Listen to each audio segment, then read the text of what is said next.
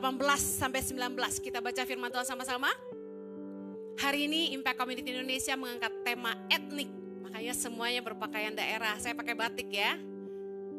Oke, jangan bersungut-sungut karena urusan perut. Filipi 3 ayat 18 sampai 19 kita baca sama-sama. Karena seperti yang telah kerap kali kukatakan kepadamu dan yang kunyatakan pula sekarang sambil menangis, banyak orang yang hidup sebagai seteru salib Kristus. Ayat 19, kesudahan mereka ialah kebinasaan, Tuhan mereka ialah perut mereka, kemuliaan mereka ialah aib mereka. Pikiran mereka semata-mata tertuju kepada perkara duniawi. Siapakah orang-orang yang hidup sebagai seteru salib Kristus? Mereka adalah orang-orang yang menjadikan perut mereka Tuhan mereka, kata firman Tuhan. Hidup mereka dipimpin oleh keserakahan, keinginan hawa nafsu. Dan dikatakan pikiran mereka tertuju kepada perkara-perkara duniawi. Perut bicara soal kampung tengah ini bicara soal keinginan, hawa nafsu. Urusan kampung tengah perut kita ini bisa jadi Tuhan ketika kita lapar. Siapa di sini yang kalau lapar marah-marah? Makanan mana nih? Pembantu habis deh ya, kalau belum masak ya, kalau udah lapar ya. Selera makan saja bisa membuat manusia itu sengsara. Percaya? Saya ini baru pulang dari Turki ya, bawa grup. Dan setiap kali kami bawa jemaat Indonesia ke Tanah Suci, mau Turki, mau Mesir, mau Israel, mau Jordan, salah satu masalah terbesar adalah makanan. Orang Indonesia itu ternyata nggak suka makanan Timur Tengah, sayur-sayuran, salad-salad gitu ya. Bumbu-bumbu yang menurut lidah kita orang Indonesia tuh aneh, gado-gado bukan gado-gado ya. Kemudian mereka biasanya, aduh Bu Heni besok-besok masih gini nih makanannya nih gitu nanyanya ya. Setelah 2-3 hari Indomie mulai keluar, abon, sambal, teri, roa mulai keluar tuh cadangan-cadangan makanan, kerupuk. Saya bawain keripik tempe, semangat mereka ya. 2-3 hari lah mereka tahan, habis itu mereka mulai bosan. Dalam Bilangan 11 ayat 4-23, kita tidak punya baca waktu untuk semuanya, baca di rumah nanti. Bilangan 11 ayat 4-23. Bangsa Israel tuh bersungut-sungut karena soal makanan. Mereka bosan karena tiap hari mereka cuma makan mana di pagi hari. Tuhan turunkan mana tiap pagi dan mereka kumpulkan. Mana itu seperti ketumbar, biji ketumbar ya, putih-putih. Dikumpulin, mereka tumbuk, mereka masak jadi adonan roti. Mereka mengeluh sama Musa dan mereka mulai minta daging. Maaf, biasanya kalau orang-orang yang suka daging itu marah kalau nggak ada daging ya. Telur saja nggak bisa gantiin daging ya. Dulu saya punya staff ya di Tangan Pengharapan, tinggal di tiap hari mereka makan di rumah kami. Satu kali saya dikasih tahu sama yang masak di rumah, mulai marah-marah mereka, mulai ada yang berani gebrak meja. Saya bilang kenapa gebrak meja? Mereka bilang gini, bosan kami, tiap hari makan tahu tempe katanya gitu. Padahal nggak gitu. Masa saya sekejam itu? Percaya nggak tiap hari makan tahu tempe di rumah kami? Nggak mungkin lah. Saya sama suami itu kerja, khotbah, dapat PK. PK itulah yang saya kasih makan anak-anak dan staf di rumah. Bayangkan nggak dihargai, ya? Makan dari hasil persembahan kasih khotbah nggak dihargai, bayangin. Saya bikin menu di asrama dan di kantor. Itu sehari sederhana, sehari mewah bahasanya. Sehari makan sayur sama tempe, tahu, telur, atau jamur goreng, apalah yang berbaunya bukan daging gitu ya. Sehari makan daging, segala daging lah kami makan ya kan. Asal nggak kucing dan anjing ya. Semua kami makan. Nah, jadi ketika mereka dapatnya itu nggak daging, marah mereka. Seperti bangsa Israel. Ternyata orang Israel juga suka makan daging. Mereka mulai marah sama Musa. Bilangan 11 ayat 4, kita baca sama-sama. Bilangan 11 ayat 4, sama-sama. Orang-orang bajingan yang ada di antara mereka kemasukan nafsu rakus. Dan orang Israel pun menangislah pula serta berkata, siapakah yang akan memberi kami makan daging? Wow. Kemudian ayat 5, kita teringat kepada ikan yang kita makan di Mesir dengan tidak bayar apa-apa, kepada mentimun dan semangka, bawang pre, bawang merah dan bawang putih. Ayat 6, tetapi sekarang kita kurus kering, tidak ada sesuatu apapun kecuali mana ini saja yang kita lihat. Lihat, karena urusan perut mereka bersungut-sungut. Selama perjalanan ziarah itu, peserta mulai bacarita, kata orang Manado. Makan babi tore enak dang. Kata orang Makassar, kita nih sok kangen makan ikan. Di sini ikan tak ada katanya gitu. Kami kemarin sempat ke daerah yang ada lautnya. Jadi ada yang daerah yang tidak ada laut. Ikan gak ada. Ada pun tulangnya banyak. Saya paling takut makan ikan yang tulangnya banyak karena udah pernah ketelek tulang ya. Saya bilang, sabar ya, nanti pulang kita makan babi tore banyak-banyak. Jangan lupa kirim di Jakarta toh gitu. Mereka mulai cerita, pengen makan gado-gado nih katanya gitu. Pengen makan babi rica, bakar-bakar seafood katanya gitu. Di jalan tuh kita mulai ngomong yang halusinasi. Pagi-pagi gini enak makan bami Bu Heni katanya gitu ya. Jadi saya ketemu spaghetti itu rakus banget. Saking kangen, craving for noodles gitu ya. Pengen makan bakmi kita di sana. Tapi apa daya, pop mie pun jadilah gitu ya. Nah, ngelihat grup yang saya bawa berapa kali ini pergi ke Turki, Mesir, Israel, Jordan, saya jadi ngerti cerita ini. Bosan mereka tiap hari makannya itu terus. Modelnya sama. Mana bayangin, mau digoreng, mau direbus, mau di oven, mau di apa, mana isinya. Mulai bosan. Mereka mulai ngomel dan mereka mulai ingat, dulu kita makan ini, itu dan apa di Mesir. Padahal ya, lihat, bangsa Israel kalau kita baca kisahnya, mengalami penyertaan Tuhan yang begitu luar biasa. Mereka disertai dengan tiang awan pada siang hari, tiang api pada malam hari. Bisa dapat mana tiap hari aja tuh udah hebat sekali. Mereka haus mau minum, air keluar dari bukit batu. Bayangin, Tuhan itu keren. Air yang pahit aja bisa jadi manis buat mereka. Tuhan menyertai dengan luar biasa. Tapi cuma satu aja urusan perut. Mereka jadi bersungut-sungut. Mereka gak bersyukur. Mereka marah sama Musa. Padahal Tuhan itu telah memerdekakan mereka dari perbudakan di Mesir. Mungkin makannya enak. Buat mereka enak, padahal enggak lah, mana ada makanan budak enak, betul gak? Tapi mereka disiksa.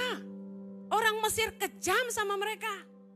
Tuhan membebaskan mereka karena mendengar tangisan orang Israel. Tapi mereka tidak bersyukur. Disertai Tuhan dengan luar biasa, dimerdekakan. Yang ada mereka bersungut-sungut gara-gara urusan perut. Sama seperti kita ini. Kita kadang tuh gak bersyukur. Tuhan tuh sudah membebaskan kita dari Mesir. Apa itu Mesir? Mesir bicara soal kehidupan lama yang penuh dosa. Ingat kehidupan lama yang penuh dosa? Masa dimana kita ini jadi budak hawa nafsu. Kita ini dibelenggu sama namanya dosa dan kita tidak sadar itu. Kita diperbudak sama iblis. Kita jadi budak melakukan dosa ini dan itu. Yang menjijikkan, yang kotor, yang najis. Dan kita pikir itu nikmat. Padahal itu dosa yang menjijikkan. Tuhan sudah membebaskan kita dari belenggu dosa dan hawa nafsu yang memperbudak kita. Berapa tahun? 20, 30, 40, 50, 60, 70 tahun hidupmu diperbudak oleh kebodohan. Dan masih bisa-bisanya kita tidak bersyukur kadang-kadang bahwa Yesus karena kemurahannya telah mati buat tebus kita. Dan perjumpaan dengan Kristus mencelikkan mata hati kita. Sehingga kita yang tadinya bodoh dan tidak mengerti, kita menjadi sadar bahwa kita selama ini salah. Bahwa kita hidup sia-sia. Bahwa kita dibodohi oleh hawa nafsu yang menjijikkan. Pengenalan akan Kristus mencelikkan mata kita. Berapa banyak saudara yang mengalami perjumpaan dengan Kristus? Yang pernah mengalami perjumpaan dengan Kristus? Anda disadarkan bukan? Apa tanda pertama kali yang kita rasakan waktu mengalami perjumpaan dengan Kristus? Tersadar bahwa selama ini kita hidup dalam dosa dan kesia-siaan, betul? Tapi dalam perjalanan mengikut Yesus, ketika kita menghadapi tantangan, kita menghadapi cobaan, ujian, kita mulai tidak bersyukur, kita mulai mengeluh. Bahkan Filipi 3 ayat 19 bilang tadi, kemuliaan mereka adalah aib mereka. Dengan bangga beberapa orang malah bercerita tentang kebodohannya di masa lalu. Pernah dengar? Oh, dulu saya preman. Ditakuti sama teman-teman. Sebut nama saya, lari mereka semua. Bangga ceritainnya. Kakek dulu preman di sini. Gak ada yang gak kenal kakek, kata gitu. Jadi kesalahan di masa lalu diceritakan dengan bangga. Ada lagi. Dulu saya bandar judi.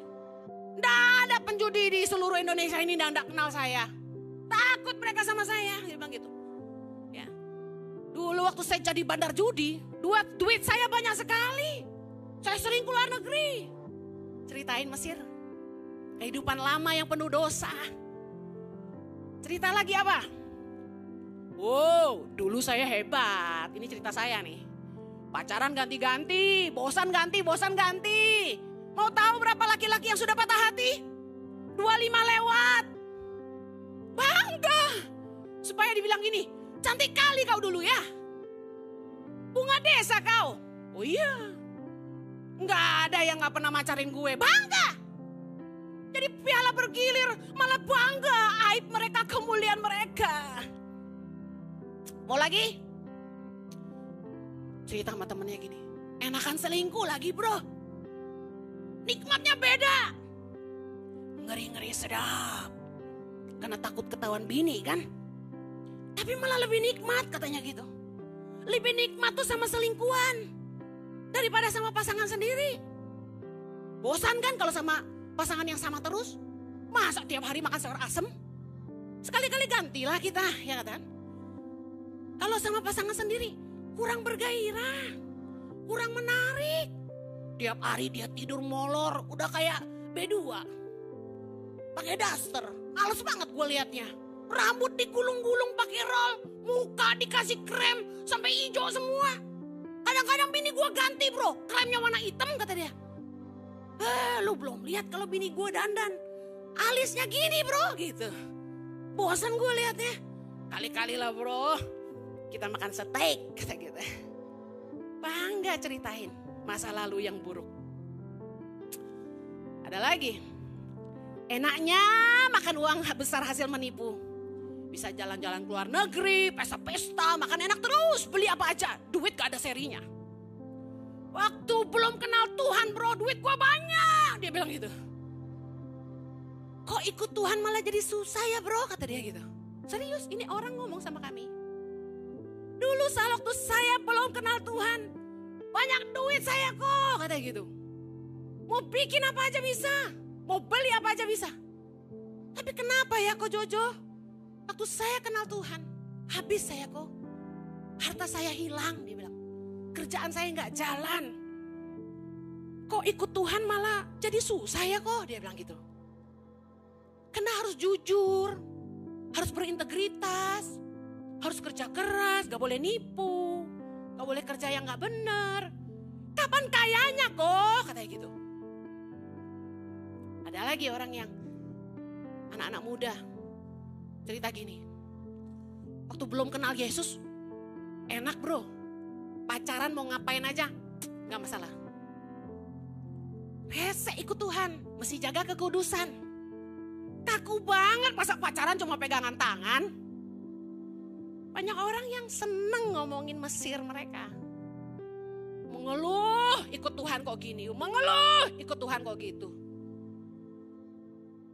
Mereka gak sadar bahwa apa yang Yesus lakukan memerdekakan mereka dari kebinasaan. Menyelamatkan mereka dari maut. Mengeluarkan mereka dari kesia-siaan. Mencelikkan mata hati mereka sehingga mereka sadar mereka hidup dalam kebodohan. Anak-anak muda yang hidupnya sia-sia. Waktu mereka ketemu dengan Tuhan. Mereka sadar mereka hidup dalam dosa. Tidak usah dimarahin orang tuanya. Mereka langsung mulai berpikir saya harus berguna. Mereka langsung menyala-nyala melayani Tuhan. Hobinya pergi ke gereja. Pacaran jaga kekudusan. Saya pernah menyaksikan anak muda yang benar-benar jaga kekudusan sampai pernikahan. Terharunya luar biasa. Makanya kalau anak muda pergi pacaran, jangan pakai baju seksi-seksi. Jangan menggodai. Saya percaya harusnya bangsa Israel itu bukan fokus urusan perut. Tapi mereka lihat ke depan. Ada janji Tuhan buat mereka. Bahwa mereka akan diberi tanah perjanjian. Yang limpah dengan apa? Susu dan madu. Apalagi daging banyak. Tapi susah dulu. Ada prosesnya. Ada pepatah Indonesia bilang, bersusah-susah dahulu, bersenang-senang kemudian. Ikut Tuhan tuh kayak gitu. Bayar harga dulu. Jangan cuma nahan perut, lapar sedikit, bosan sedikit, ngomel, tidak bersyukur. Malah menyembah berhala. Marah sama Musa. Padahal mereka akan segera masuk tanah perjanjian. Yang limpah dengan susu, madu, daging, semua yang mereka mau. Bisa melihat kebodohan ini? Mereka tidak sadar bahwa soal makanan itu perkara yang sangat kecil. Yang Tuhan tidak mungkin tidak pikirin buat kita. Saya kasih tahu. Tuhan tahu tidak kita butuh makan. Tuhan tahu tidak kita butuh makan.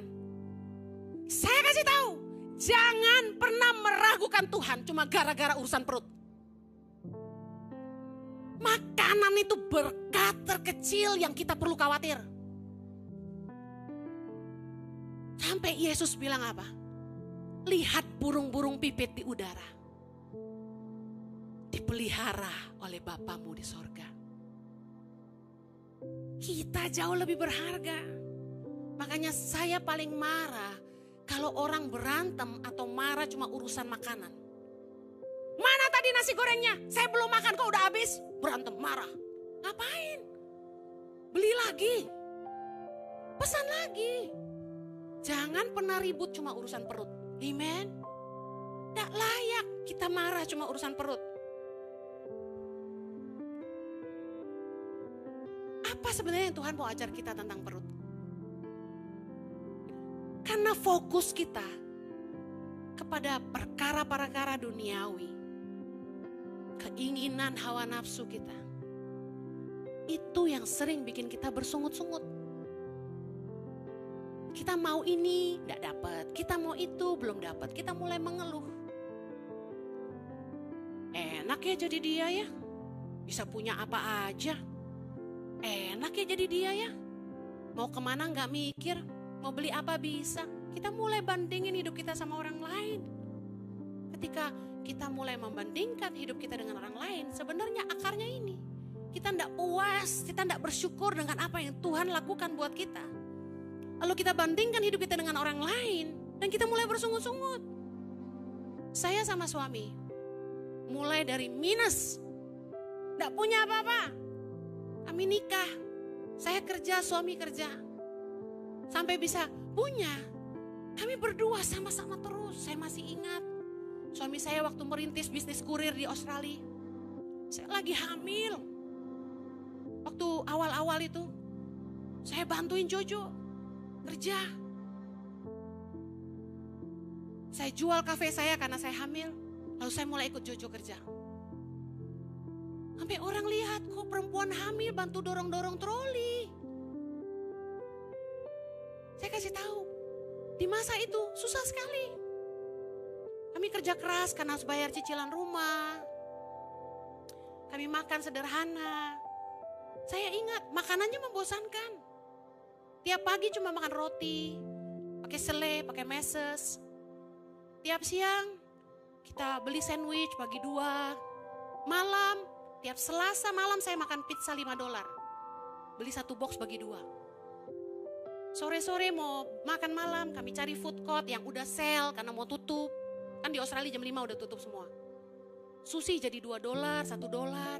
Nasi di Chinese food restoran di 1 box $5. Kami makan 1 bagi 2. Hidup sederhana, tapi kami tidak pernah mengeluh. Kami bahagia. Kami nikmati proses itu. Saya kasih tahu, masa-masa susah itu ada bahagianya.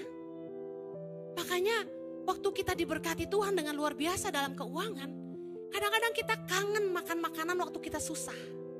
Yang ngerti katakan amin. Saya ingat kemesraan kami ketika kami susah sekali. Berdua selalu sama-sama, nangis sama-sama. Kalau doa berdua pegang tangan erat-erat karena pergumulan begitu berat. Ada kedekatan yang lebih besar dibandingkan ketika kita punya segalanya, saya kasih tahu. Nikmati proses hidup, jangan ngeluh. Suatu hari nanti, kamu akan kangen masa-masa ini. Kangen di mana kamu lihat penyertaan Tuhan yang ajaib. Saya pernah cerita di salah satu khotbah saya di YouTube. Bagaimana Tuhan suruh saya menabur $50, 1 lembar uang yang saya peroleh dengan susah payah hari itu untuk jualan di gereja. Untuk saya bisa hidup seminggu. Tuhan suruh saya tabur, dan ketika saya tabur dan Tuhan berkati saya dengan $100 lewat seseorang yang kasih saya amplop dengan tulisan From Jesus to Henny. Saya kasih tahu, dapat uang $100 tuh kayak bahagia banget. Padahal cuma $100.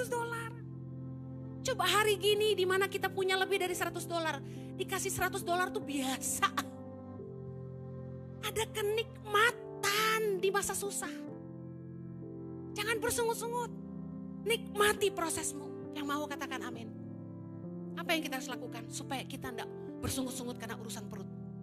2 hal. Yang pertama, fokus kepada janji Tuhan. 2 Petrus 1 kita sama-sama baca. Ayat yang ketiga. 2 Petrus 1. Karena kuasa ilahinya telah menganugerahkan kepada kita segala sesuatu yang berguna untuk hidup yang saleh oleh pengenalan kita akan Dia yang telah memanggil kita oleh kuasanya yang mulia dan ajaib. Ini yang saya sebut kelahiran baru. Bahwa kuasa ilahi Tuhan dianugerahkan sehingga kita ngerti cara hidup yang lebih baik setelah kita bertobat. Ayat keempat, baca sama-sama. Dengan jalan itu, Ia telah menganugerahkan kepada kita janji-janji yang berharga dan yang sangat besar, supaya olehnya kamu boleh mengambil bagian dalam kodrat ilahi dan luput dari hawa nafsu duniawi yang membinasakan dunia. Lihat bagaimana kita bisa luput dari hawa nafsu duniawi yang membinasakan kita adalah dengan berpegang kepada janji-janji berharga. Lihat, waktu kita menerima Yesus sebagai Tuhan dan Juru Selamat, kita menerima janji bahwa di dalam Dia ada hidup kekal. Bahwa dengan menukarkan Mesir kehidupan kita yang penuh dosa di masa yang lalu, kita menerima Dia dan diberikan anugerah untuk hidup saleh. Dengar baik, kenapa kita mau hidup benar? Karena kita percaya satu hari nanti kita akan bersama-sama dengan Dia dalam kerajaan kekal. Katakan amin. Kalau kita tidak fokus akan janji Tuhan, kita akan mulai gini. Bosan jomblo terus. Mending nakal-nakal dikit. Yang nakal malah laku, yang baik malah susah. Selalu bilang ini. Ku percaya Kau Tuhan yang tak pernah gagal. Amen. Menjadikanku lebih dari pemenang. Pegang janji Tuhan. Percayalah bahwa hidup kita dalam kekudusan, dalam kebenaran, kita setia lakukan firman, kita dagang jujur, kita tidak nipu, kita tidak jahat sama orang, kita berbuat baik, kita hidup dalam kasih, kita mengampuni. Karena satu janji besar yang kita terima. Barang siapa setia sampai akhir, mereka akan duduk bersama dengan Bapa di surga. Memerintah bersama Dia selamanya. Katakan amin. Kita akan masuk dalam kerajaan kekal. Bahwa di dalam Yesus ada jalan, kebenaran, dan hidup yang mau. Katakan amin. Yang kedua, bagaimana supaya kita terus kuat, tidak bersungut-sungut. Be driven by eternity. Saya kasih tahu. Kalau fokus kita cuma sama perkara-perkara di dunia, hanya perkara duniawi, kita nggak akan pernah memikirkan perkara-perkara ilahi. Karena itu kita harus dipimpin oleh kekekalan. Filipi 3 ayat 20, baca sama-sama. Karena kewarganegaraan kita adalah di dalam sorga. Dan dari situ juga kita menantikan Tuhan Yesus Kristus sebagai Juru Selamat. Ayat 21. Yang akan mengubah tubuh kita yang hina ini sehingga serupa dengan tubuhnya yang mulia menurut kuasanya yang dapat menaklukkan segala sesuatu kepada dirinya. Lihat, kita ini warga kerajaan sorga. Kita ini bagiannya sorga. Jangan fokus hanya kepada perkara-perkara dunia. Selalu sadari bahwa hidup ini sementara. Apapun yang engkau perjuangkan di bumi, segala harta duniawi, tidak ada yang kamu bisa bawa mati. Semua ini sementara. Bahkan kata pengkhotbah, semuanya sia-sia. Yesus saja mengajarkan banyak hal tentang kekekalan. Secara cepat 3 ayat, Matius 6:19. Janganlah kamu mengumpulkan harta di bumi. Di bumi ngengat dan karat merusaknya, pencuri membongkar serta mencurinya. Tetapi kumpulkanlah bagimu harta di sorga. Di sorga ngengat dan karat tidak merusaknya, pencuri tidak membongkar serta mencurinya. Lihat, Yesus mengarahkan kita, jangan serakah dengan harta dunia. Ingat, kamu tidak bawa mati itu semua.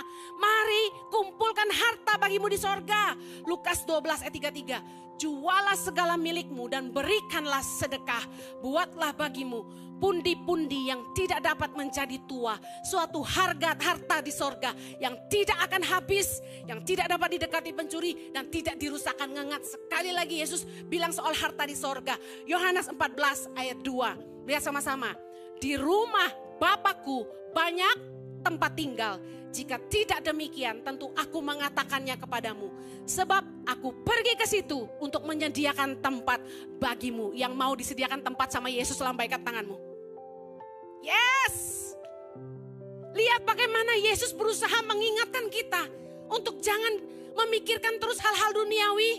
Jangan hanya terus mengumpulkan harta di bumi. Coba lihat apa sih yang manusia cari, apa sih yang manusia kejar. Selalu perkara duniawi, selalu harta di dunia. Tapi Tuhan mengingatkan kita, Yesus ingin ingatkan kita. Hey, ada sorga buat kita. Ada sorga kekekalan menanti kita. Mari kumpulkan harta di sorga. Bagaimana cara kumpulkan harta di sorga? Saya kasih tahu. Apa yang Anda ambil untuk dirimu sendiri, hanya Anda bisa nikmati selama di dunia ini. Tapi apa yang Anda tabur buat orang-orang di sekitarmu dalam hidupmu ini, itu yang akan mengikuti Anda sampai ke sorga nanti. Yang mengerti katakan amin. Kalau kita fokus hanya kepada kehidupan di bumi, kita hanya akan berjuang untuk perkara-perkara duniawi. Hati-hati dengan keinginan hawa nafsumu. Karena 1 Timotius 6 ayat 9 berkata, mereka yang ingin kaya terjatuh ke dalam pencobaan, ke dalam jerat, dan ke dalam berbagai-bagai nafsu yang hampa. Dan yang mencelakakan, yang menenggelamkan manusia ke dalam keruntuhan dan kebinasaan. Sadarkan dirimu, hei, jangan serakah. Hidup di dunia sementara.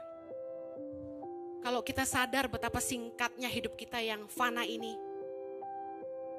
dan bahwa ada kehidupan kekal yang menanti kita di sorga nanti, saya percaya kita hidup akan dipimpin oleh perkara-perkara ilahi. Kita akan selalu memikirkan kekekalan, apa yang suatu hari akan kita bawa nanti. Markus 8 ayat 36 bilang, Yesus berkata, apa gunanya seorang memperoleh seluruh dunia tetapi ia kehilangan nyawanya? Buat apa kita punya semuanya tapi akhirnya kita tidak bisa bawa apa-apa ke surga? Coba bertanya sama orang yang hampir mati. Dokter vonis, hidupmu tidak lama lagi. Tanya sama dia, masih kepikiran gak perkara-perkara duniawi? Saya yakin orang yang ngerti hidupnya cuma sebentar. Makanan udah gak penting. Harta udah gak berguna. Kedudukan apalagi. Pada akhirnya semua jadi sia-sia. Istri yang cantik, suami yang gagah. Kita mati dia kawin lagi. Saya mau tutup Kolose 3 ayat 2. Pikirkanlah perkara yang di atas, bukan yang di bumi. Jangan hanya fokus mengejar harta duniawi dan keinginan diri sendiri. Tapi pikirkan perkara-perkara ilahi. Saya kasih contoh ya, perkara apa yang harus kita pikirkan? Perkara di atas. Tuhan, apa yang jadi kehendak-Mu bagi hidup saya? Pernah gak mikirin gitu? Saya sering. Saya kalau diam saya selalu tanya Tuhan. Tuhan, apa yang Kau mau aku lakukan? Apa yang Tuhan mau saya buat? Bagaimana supaya hidup saya berkenan sama Tuhan? Saya selalu nanya Tuhan, Tuhan berkenan gak ya sama saya? Yang saya buat ini Tuhan berkenan gak? Tuhan, tahun depan Tuhan mau saya buat apa? Apa sih yang saya bisa lakukan lagi supaya saya bisa bawa banyak jiwa kepada Tuhan? Saya terharu waktu kemarin saya ke Turki, ada salah satu peserta cerita sama saya. Ci, khotbah-khotbah Cici itu membuat banyak teman-teman kami yang mau cerai gak jadi cerai katanya. Saya terharu. Saya gak tahu khotbah yang mana, tapi saya bersyukur Roh Kudus bekerja dan firman-Nya hidup dalam hidup kita. Amen. Saya terus doa, Tuhan tolong saya supaya saya tuh bisa sampaikan firman Tuhan yang mengubahkan hidup orang, yang membawa orang kembali kepada Tuhan dan jalan kebenaran. Pernah gak mikir, gimana ya supaya hidup saya ini bisa jadi berkat buat orang-orang di sekitar saya? Coba, jangan melulu saya. Pikirin, gimana ya saya bisa jadi berkat buat orang-orang di sekitar saya? Gimana ya supaya saya bisa jadi berkat buat perusahaan di mana saya kerja?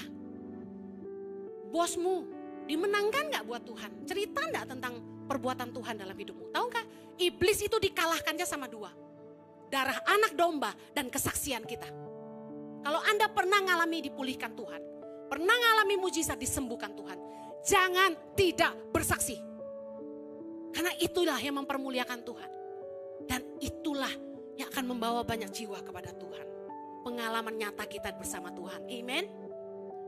Pikirkan gimana ya supaya saya ini bisa jadi berkat buat orang-orang di kota saya, di bangsa saya. Gimana caranya supaya bisnis saya ini bisa nolong hidup orang banyak. Gimana supaya hidup saya ini bisa berguna. Itu loh yang kita pikirin.